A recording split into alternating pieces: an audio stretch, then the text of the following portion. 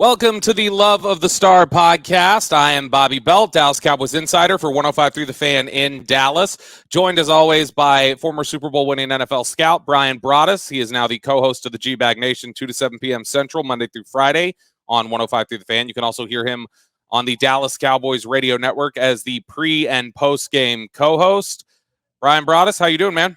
Doing well, Robert. Thank you very much. It's hard to believe that we've got to week 18, haven't we? Amazing. It seemed like you and I were doing podcasts together from Oxnard talking about how they were going to cut this team down to 53. But here we go. Going to finish this thing off and then get ready for a playoff game. And we'll talk about some playoff scenarios here in a sec. We'll also mention the Damar Hamlin tragedy, obviously, because I think that affects everybody across the league. But it is interesting the way you talk about how it seems like just yesterday we were back in Oxnard, and it really does in a lot of ways. But also, it feels like so long ago that they played Week 1 against Tampa, for instance. Yeah, and there have been so many ups and downs with this season. I think that, not to get too reflective, but I think that's ultimately why Cowboys fans have been so frustrated. Is you get these long buildups and you think you got a good football team, and for it to be over so quickly, as frequently as it has been in the last few years or the last 20 years, to be honest, 25 years, I think that's why you see a lot of the the frustration and things like that, and a lot of the unease about feeling confident about this football team is because it's like, I've been hurt before, but I think, like you mentioned at the end of last episode, you got to view each team as kind of its own thing. And just because something happened to a team in the past doesn't mean it's necessarily going to happen this one today. But I certainly understand the fear of getting your heart broken again, as Cowboys fans have had, especially when you're staring at the prospects potentially of a Tom Brady or Aaron Rodgers matchup, like we talked about the other day. But before we get into some of this stuff, Brian, I got a question for you, because they are still in the hunt for the number 1 seed, even if it may be a little unlikely. Do you know, trivia question, do you know the last time the Cowboys won a road playoff game? Probably goes all the way back to, I'm going to guess, because I don't ever remember winning one when I was there. I'm going to go back 19. Okay, wait a minute. Because I'm thinking, okay, wait, I'm thinking about this. They got beat the Super Bowl in 1995. No, they probably weren't on the road in 1995. 1994. Geez, it had 1991. The very first NFC Championship game victory during the 90 Super Bowl run. It was the 92 championship game at Candlestick. Okay. The Alvin Harper game. That was the last road playoff game. I was trying to think of what year that I was trying to. I know that was a road game, and I was trying to think about that. So I was in the ballpark. Yeah, 90, 92. You know what's so funny, Bobby? I was at that game. Were you? I was working for the Green Bay Packers, and a scout. If you listen to our show and you know the NFL, I worked with a guy named John Dorsey, who was a general manager. Actually, John was responsible for drafting Patrick Mahomes at Kansas City. And so John was a GM, but at the time, John was an area scout for us with the Packers. And John told John and I were out in Palo Alto for the East-West game. And so I was like, John's like, hey, I've got this buddy who's got a suite at Candlestick Park. God, I should have remembered this time. Now here I remember the story. Now you say the date. But John invites me to the game, and we're both working for the Packers. And so I'm at the game, and I'm sitting there, and I'm listening to these fans from San Francisco, and they are just basically going to town on the city of Dallas. Like, they are saying things, and that's my home. So I'm sitting there the whole game. And just listening. And they're going off on the Cowboys. And John just, John and I are just sitting there watching the game. And Harper catches that ball. And I literally stand up in the box. And I'm like, run. And like these 49er fans all turn around and look at me and they're like, what the? And I go, you son of a bitches were like, you son of a bitches the whole day. We're talking about people from Dallas, the team, everything about it. And I go, I couldn't take it anymore. And Dorsey at that time, John looks at me and goes, Brian, we need to go. So I'm like, fine, let's go. And I got up, we got up and left. But literally when Harper caught that ball, I was screaming at the top of my lungs for him to run. And yeah, and that was my story at Candlestick. I could not remember 1992. I knew it was right around that time, but anyway, but yeah, Harper, those fans in San Francisco, they were brutal on, and I got tired of it. I just got, they did not say one nice thing about the city of Dallas, people from Dallas, and that football. Was it Philadelphia like? Philadelphia is really, really intense. Really intense. These people, you'd had a pretty good rivalry, or it was starting to be a pretty good rivalry between the two teams. And you could go back. My uncle played for the 49ers in the 70s, Charlie Kruger. Matter of fact, the 49ers wore a number 70 decal on the back of their helmet last year, and that was for my uncle. That played with the 49ers. And so, yeah, they've had, it was a long, long, long rivalry between the two teams. And like in the 70s, and then it kind of like Dallas started kind of falling apart. Dallas' biggest rivalry when I was going to games at Texas Stadium in the 70s and 80s were the Rams, the Vikings, the beginning in 1980, the Philadelphia Eagles started to be a better team. At the time, the Redskins, now the Commanders were a rival. But yeah, the Giants, the Cardinals, those were they weren't as good as some of the teams but yeah, the 49ers, very intense, but not as intense as what living in Philadelphia was. Well, the Cowboys are going to be cheering against San Francisco this weekend, assuming all games are played as normal, which it appears we are headed for that. And of course, that reference, before we dive into these games a little bit, is in the really just the shocking tragedy of Damar Hamlin suffering cardiac arrest on Monday Night Football, the Buffalo Bills safety, and by all accounts, a great guy, and a guy with a big heart and a charitable bent to him, and it was just really a jarring play. And I'm curious, Brian, for your thoughts on that scenario in general. Obviously, it's very sad, but knowing, having seen the seriousness of injuries like this before, obviously it's a different scenario here with Damar Hamlin, but Sterling Sharp had his career ended while you were working in Green Bay. Yeah. It wasn't something that was on the field, but you were working for DallasCowboys.com when Jerry Brown was killed in that car accident with Josh Brent. And so are you surprised that we haven't gotten any sort of a call yet, or any sort of hey, we're just going to go ahead and move everything back by a week, get rid of the Pro Bowl week, or do you think it's at this point best to just say, soldier on, we got to keep playing these games, and our hearts are with them, but we got to play football like we have during the Jerry Brown or the Sean Taylor or other instances that have happened off the field?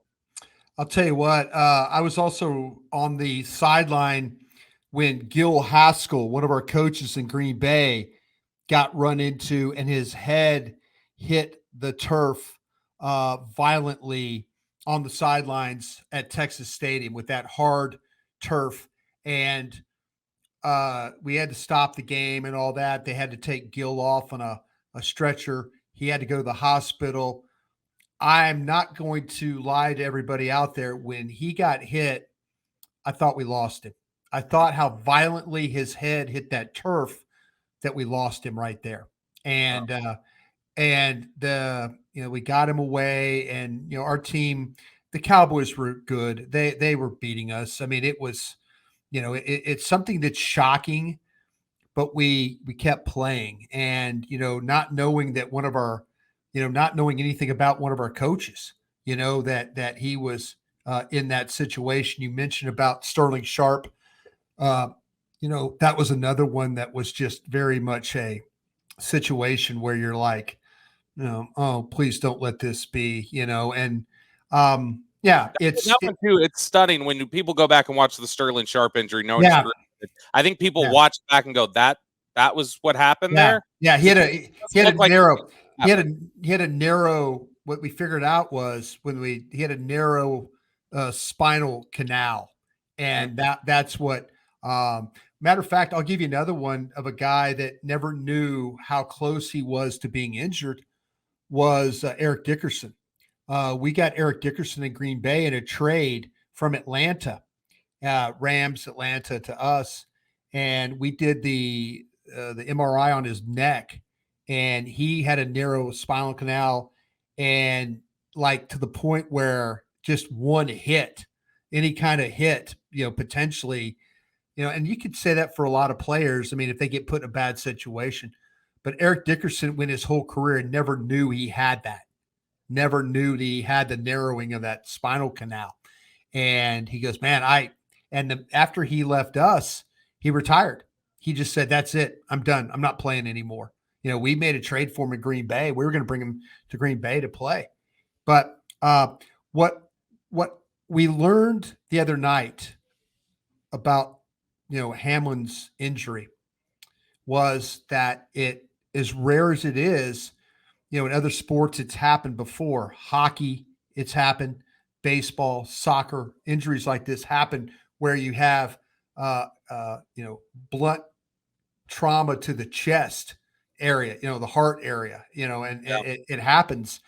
What we also learned is the men and women, and you could say what you want about the NFL and about player safety and all that, but the men and women, the 30 some odd staff members, heroes that stand on that field during the game. And Christy Scales from the sideline reporter from DallasCowboys.com, we had her on the G-Bag Nation the other day. And I knew this, but I didn't know the number. They have specialists on the sidelines for everything. They have specialists for eyes. They have dental specialists, trauma specialists. They have all these. Every sideline has assigned staffs to both benches, whether you're home or away, that are responsible to go on top of the trainers you have and your own team doctors that are out there. For that staff to see exactly what was happening and to run on that field. And here you are, you got a player with a jersey, you got a player with shoulder pads, and you have a player with a long sleeve undershirt wearing, and now you're cutting jerseys, you're cutting shoulder pads, you're breaking things open to get to the area that you need to be, and to be able to do it the way they did and as quickly as they did, they saved that kid's life. Now, we're starting to hear positive things. Again, he needs our prayers. No doubt about that. And our support, anything we can do. Yeah, he's not out of the woods yet. He's not out of the woods, but it's not one of those things where he perished in the ambulance on the way to the hospital. The work that those men and women did, and the medical staffs from both teams, that to get that situation it's resolved as quickly as they did, I believe saved that kid's life. And that's the thing that you have to, if you're a player going forward and you're questioning about wanting to ever play again, it's a violent game. I trust me, I had a son that played high school football, and when it was over, when he was done playing, I've never been so happy in my life. Honestly, I really was happy. But I wanted him to play. I wanted him to have that experience because my life has been football. It'd been very hypocritical of me to say, oh, don't play football. Don't play football, because I played football. I got a scholarship. I went on to work in the NFL. I got a job in media because of my ability to work in the NFL. So I can't sit there and be hypocritical and say, don't play, as I'm sitting here and evaluating players and parents who made a decision similar to mine, but they, go on and play. So I I just think that if you look at the league as a whole, yes, player safety has come miles from what it used to be. But the fact that they have people in place to be able to handle emergencies like that one and give these players and coaches and fans a little peace of mind that, hey, if something like this happens again, these are the protocols we'll go through. And as violent as this game is, that's the one thing as a player that I would have to say. I have to feel good that these men and women that are standing here around me on this during this game are going to save my life if they have to. Yeah, absolutely. And I mean, even you mentioning that was one of the things I thought about is the cutting open the jersey and the pads. Yeah. And if you just watch somebody get, you go into a locker room afterwards and they're coming out of their pads. It sometimes takes like 2-3 guys to help somebody get their pads off. And it's a cumbersome, 30-second, like, oh, all right, well, turn over, bend your head down. Let me pull this over here. And so for them to do what they did as quickly as they did, they're honestly, everybody involved there, they're heroes. And it's something that, we all are going to continue to pray for DeMar Hamlin and his family. The thing that's now, there's some real tragedies though, and the Cowboys had this happen a couple of years ago, if you remember, Bobby. Marcus Paul, the strength coach, collapsed in the weight room, and I'll never forget when that hall went down. And I know trainers and guys that did their very, very, very best to try and revive Coach Paul, and they couldn't get it done. But they did everything they could. They had, defibrillators, they had everything, their compressions, they did everything they could, and they couldn't bring him back. Sometimes it just doesn't happen.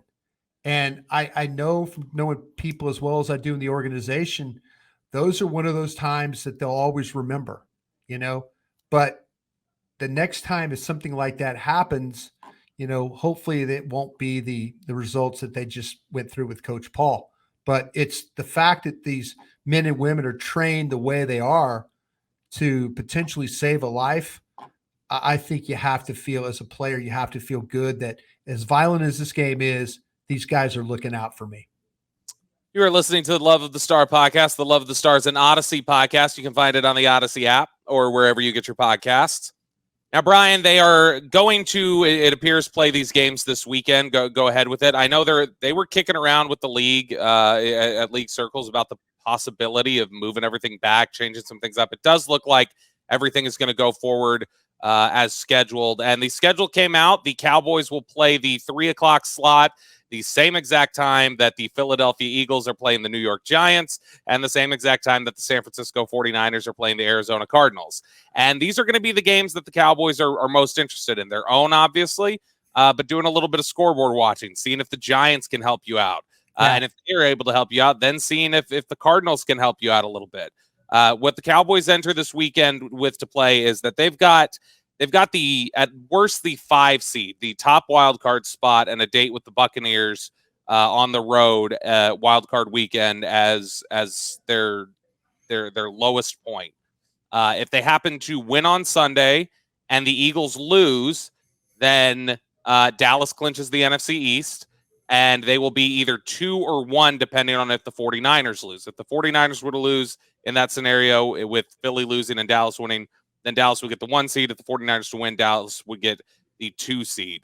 So a lot of different scenarios here that could play out for the Cowboys as they head into this Washington game. How much, in your experience, guys generally will say, like, I don't pay attention to it, or like, maybe I'll take a beat. How much scoreboard watching do you think does go on the sidelines for teams when they're in these sorts of positions? Like, is everybody on the sideline going to be keenly aware of what's happening with Philly and San Francisco? I know from my personal experience, we were in a situation in Green Bay where, and we, at the time, Green Bay didn't have the mammoth scoreboard that they had. They didn't have, matter of fact, we went into the game. Mike Holmgren requested that out of town scores not be put on the board. There you go. He requested it. And so we got late into a game and we had it in hand.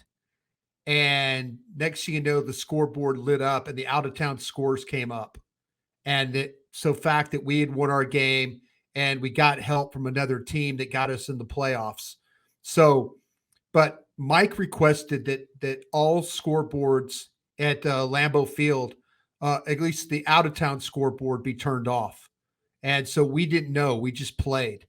And fortunately, we got the win.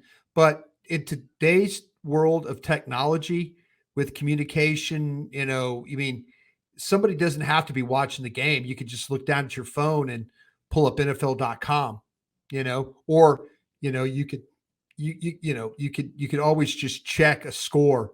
So I'm sure there will be somebody like Todd Williams, who's director of football administration for the Cowboys. Todd watches the game from the sidelines. Will McClay generally sits in the coach's box and helps them chart personnel groups. So he'll have access. They'll be working. But my guess is that Todd Williams will be on the field and will be monitoring what is going on in Philadelphia at the same time you're playing.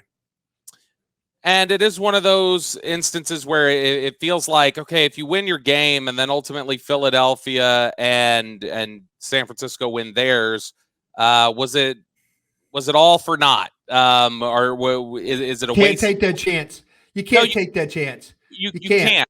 You can't. And at the end of the day, I think, while nobody would want them to, that maybe some Cowboys fans would lament, like at the end of it, like, well, what did we just play this game for? So, Brian, I want to kick around. The thing you got to understand, though, Bob, is what if Detroit beats Green Bay? Everybody's expecting Aaron Rodgers, and they're on a heck of a heater right now. I think 4 straight. This will be their 5th straight. But what if all of a sudden, you do get the Giants decide to play, and all of a sudden, Jalen Hurts, and man, trust me. I took a lot of from Philadelphia fans. I was having a discussion with a Cowboy fan on Twitter last week before the Eagles played the Saints. And the guy's like, well, what do you do? And I say, you keep playing until the Eagles win. And I go, I think Jalen Hurts is hurt more. And I don't think they're letting you know that. And that's a conversation I had with my Twitter followers. And next thing you know, that thing goes viral on Philly Twitter.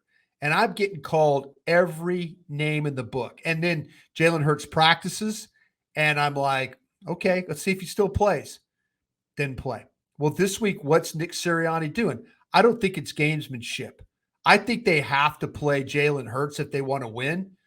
I know that Jalen Hurts isn't healthy enough.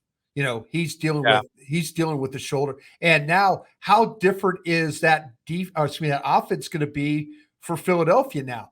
Can you afford, if you're Nick Sirianni, to run, Jalen Hurts and scramble him and try and get first downs and stuff like that in a game you have to win?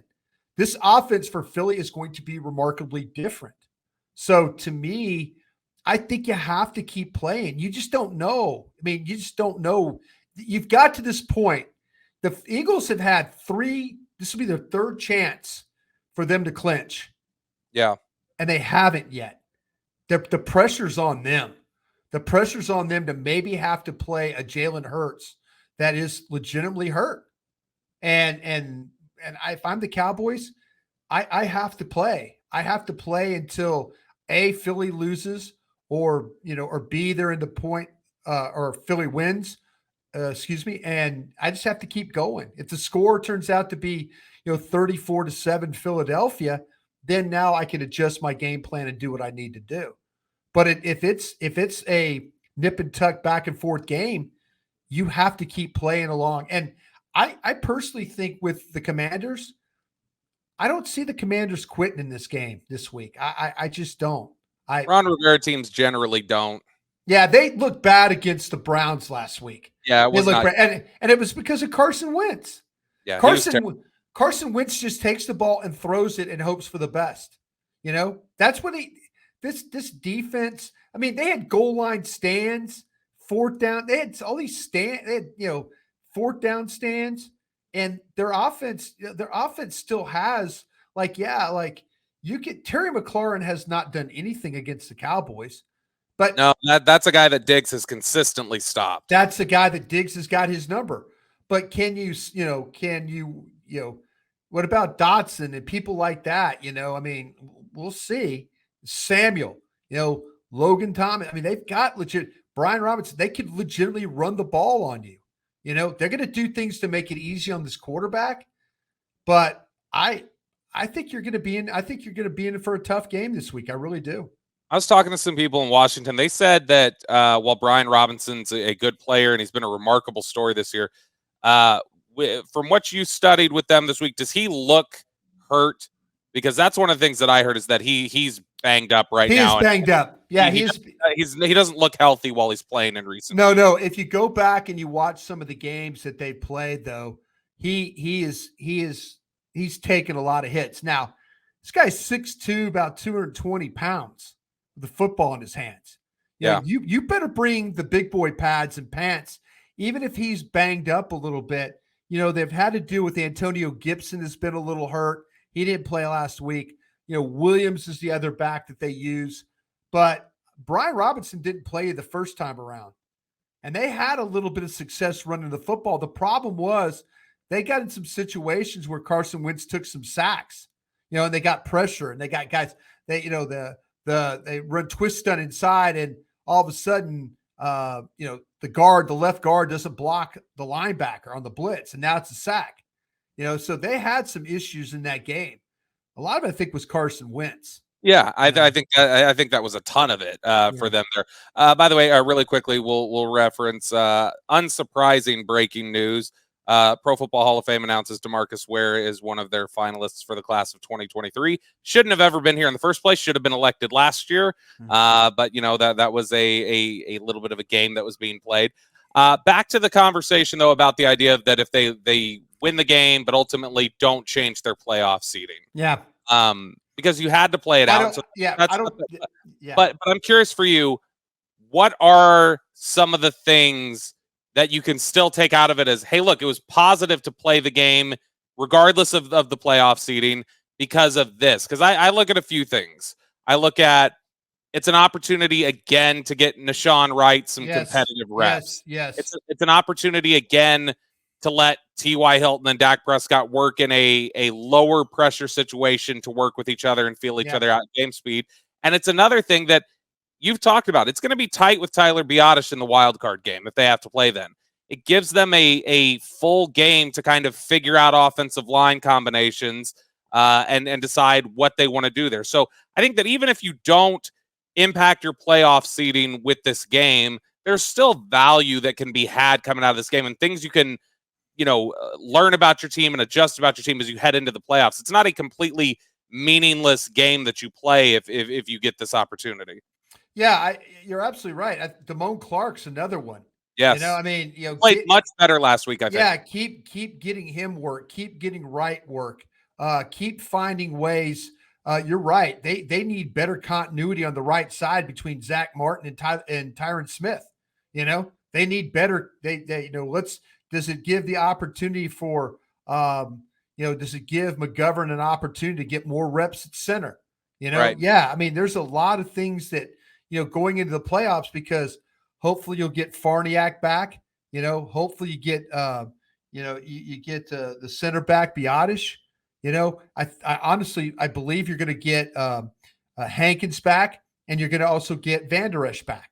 So these are all things like the guys that are playing those backup positions right now continue to give them opportunity. They got to figure out what's going on at right tackle and right guard, because blocking. Their blocking is not as clean as you would think two Hall of Famers would, but they just haven't played together a lot. And the most plays that they could get here will help them, because they're going to have to be able to block some of these fronts that they're about to play in the playoffs.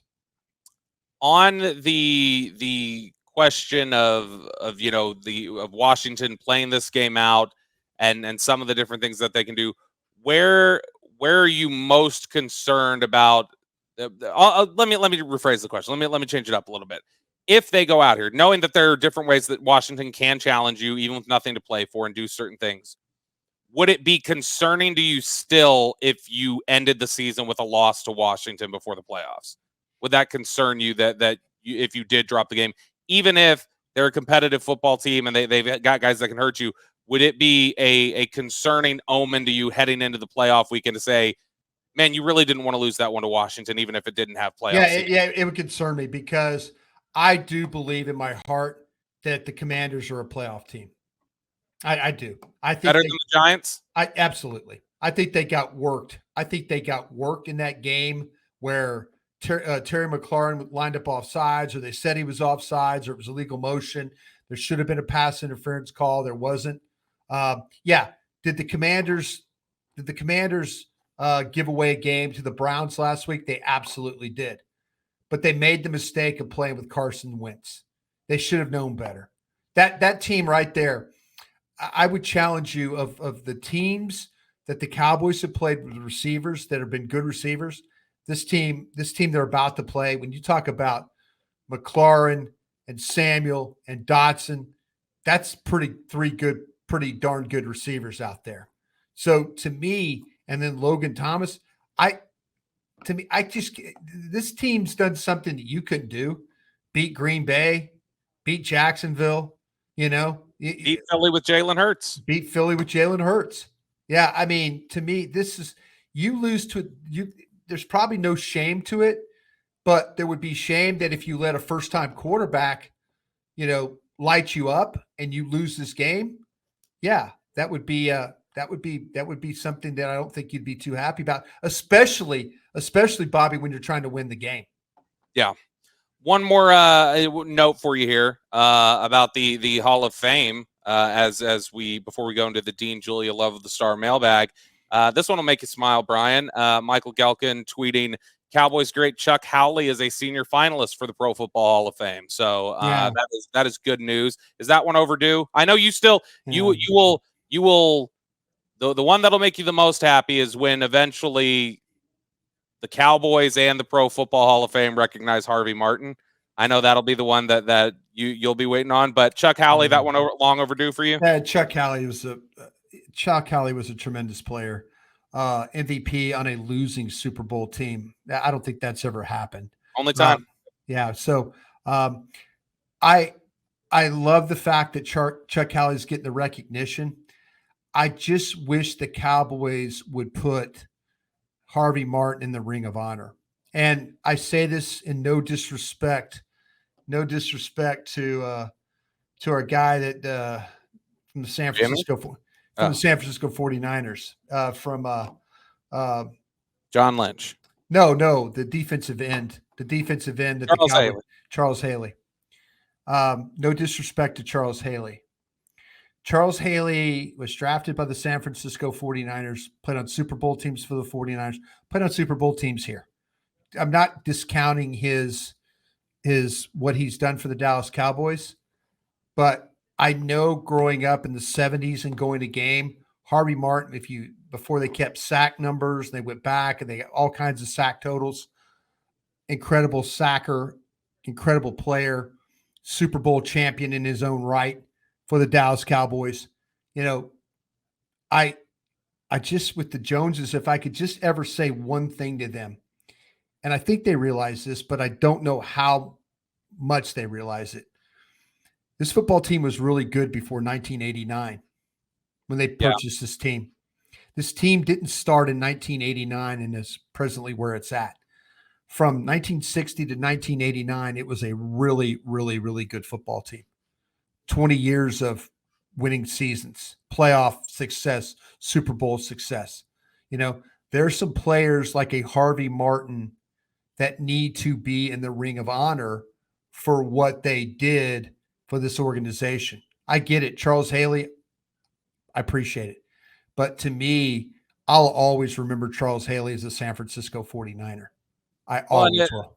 Was it who was his presenter at the Hall of Fame? Was it Carmen Policy? Who was it? It was somebody with the 49ers. I think it was Eddie DeBartolo, who the owner. It was Eddie. Jerry Jones went out of his way. Jerry Jones went out of his way to to put him in the Ring of Honor so he would be accepted into the Hall of Fame. He went out of his way. Charles Haley is a tremendous player. I'm just saying, if you want to know the real history of the Dallas Cowboys, Charles Haley is a Ring of Honor player for the San Francisco 49ers. He's also a Hall of Fame member for the San Francisco 49ers. He also had Eddie DeBartolo, the owner of the 49ers, give the speech for him. Yep. It says everything really about that says a lot to me. If Harvey Martin were alive, and he would probably have now somebody from that era. There's no Tex Schramm, Gil Brandt, guys like that.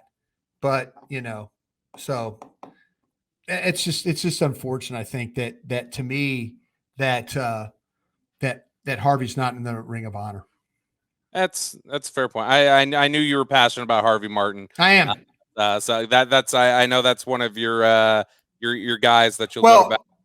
Only because Charles Haley's in the Ring of Honor for the Cowboys. That's fair. It's a fair take, to be honest. You are listening to the Love of the Star podcast. The Love of the Stars and Odyssey podcast. You can find it on the Odyssey app or wherever you get your podcasts. All right, Brian, it is now time for the Dean Julia Love of the Star mailbag. First question here from Caleb Reese. We haven't talked about this today, but we did get news, unsurprising. I think we actually answered a question about it on the last podcast. James Washington was released. Yes, he was. I think we both kind of said his time was done here in Dallas, despite some fans who still seemed interested in having him play. But Caleb Reese is saying, after waiving James Washington, who's the current 53rd guy? And he's wanting to know, is it Kelvin Joseph, who DNP at practice today because of a tooth? So a tooth. Always something with my man, but it's reaching David Irving levels. Yeah, it is a little bit. I'm trying to think of who that guy would be. And I wonder if anybody would look at, it's like Will Greer, your 53rd player. It's not a bad one. Because if you put him on waivers, he could get claimed. He could absolutely get claimed. I don't think you want to do anything with Josh Ball as your 53rd guy. I think they're kind of setting their ways on that guy. I'm kind of looking at on the defensive side of the ball. McEwen, is McEwen 53rd? Well, Mullen or Bell. That's a good one. Those are good ones. Yeah, I think that we haven't seen anything from Mullen at all, and that maybe with you won't. And Bell is kind of the safety that they kind of liked him. They had him enough to be on, but you got Curse and Wilson, McQuamu, Hooker. Do you need that fifth safety? And Bell is a kind of a guy that's inactive. So I would say it's probably going to come between Mullen and maybe Bell, because I don't think they want to get rid of anybody on the offensive side of the ball. So you're safe for now, Kelvin Joseph, for now. Next question here from Dallas's dad. A very adorable picture of his son in the profile picture there. But Dallas's dad wants to know, and I think you made reference to this a little bit. He's got a couple different questions, but he says, are we sure Hankins is a go for the playoffs? I feel like he's crucial to us stopping the run. Does Anthony Rush get any snaps this week in preparation in case Hankins has a setback? No, Hankins, as far as I know, Hankins is a good to go, and so is Van Der Esch. I asked about those two the other day, actually on, what's today, Wednesday? I asked about them on Monday. So, yeah, I would say that I'd say both of them are go. And to that question, though, on Anthony Rush, would you potentially have him as a call-up? Because Quinton Bohanna has not been good. Quinton Bohanna, I feel like, gets moved way too much for a guy of his size. So is Anthony Rush at least worth maybe a practice squad elevation to, like he said, in case there's any sort of a setback or anything else? Why not just have a guy get some reps in a game like this? Yeah, I think it'd be interesting to see about him. I need to ask about his conditioning, because he's one of those guys that goes like, he could be 350 pounds. He could be 360 pounds. that's the guys that worked him out around the league this year. We're talking about this guy's super talented, but he's got a weight problem. So maybe the Cowboys are doing their due diligence on him to see if they can get his weight down and then get him out on the field. But I would be interested because every member of the Gang of Seven that responded to me about Rush, they were talking in a positive light. There was nothing negative. Very similar to what they were telling me about Hankins, that he's still got something left and it can play. Question here from Alan. How do y'all feel about how Damone Clark has played? LVE any closer to coming back? Yes, Leighton Vander Esch, as you just mentioned, is closer to coming back. He was a limited participant at practice on Wednesday for the first time since the injury. So that's good news right there. I don't think he's playing this week against Washington, but it looks like he's on track for the playoff game. But on Damone Clark specifically, I feel like what we're looking at, and I think you've made a reference to this too, I feel like what we're looking at most of the time with Damone Clark is just his understanding and knowing where to be and things like that. I mean, we laughed a couple weeks ago about Luke Gifford literally throwing him across the formation because he was in the wrong spot. But there have been some times where his instincts have looked really good, and you can see the burst and the athleticism and the physicality, and man, he's a guy who he likes to mix it up. Yeah, there was the Philadelphia game, I think it was, where I saw he was getting chippy and enjoyed some of that, and so I think Damone Clark is improving as a player, and while I don't think he's a finished product yet, and he's playing a lot more than they ever intended him to this year, I feel really confident about what he can be going into next year. I'm not going to lie, because I don't do that on this podcast. You don't do that anywhere, not just this podcast. I'm a little disappointed in Clark. Oh, really? Yeah, and I think he's got enough reps now and has had enough work to where the awareness situation, shouldn't be there. I'm not saying that he's got to read like he's. Has it reached a Gallup level for you, where it's like that was a worthwhile excuse for a couple weeks, but now we're here and you need to be playing. I really thought when I saw at LSU, I thought I would see a downhill Wreckham type of a linebacker. I've seen some really good plays. I've seen stuff that he looks completely confused. I don't think he looks as aware as he needs to be. I think he honestly misses Leighton Vander Esch.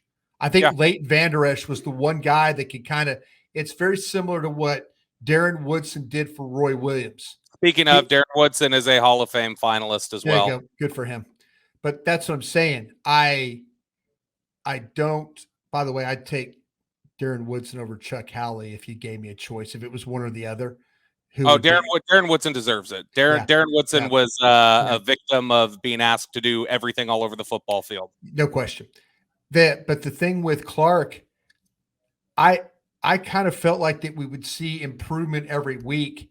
I think we see one or two good things, and then we fall back into another little area.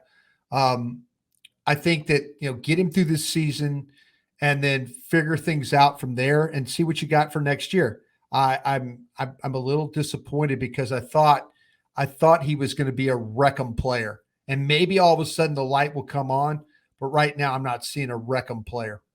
Yeah, really briefly, because we got time for one more question of this. Did you at least have a little bit more optimism coming out of the Tennessee game?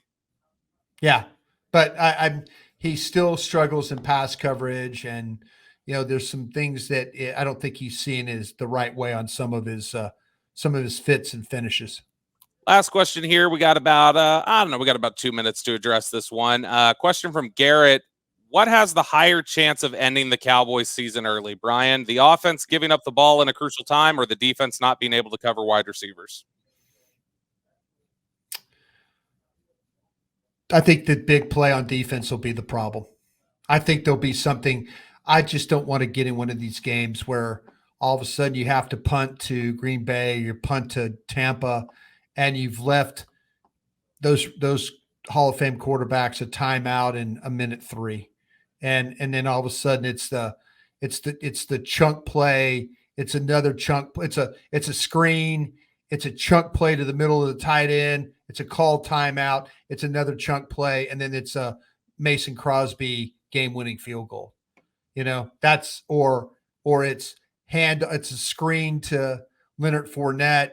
It's a pass to, just take your pick of who you want in Jackson, or excuse me, in Tampa, with that situation.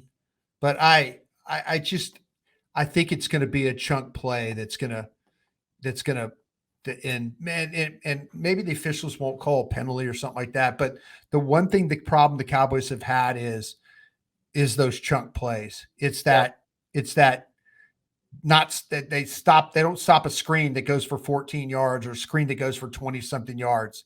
I mean, look at the plays that Jacksonville had just on the jet sweep.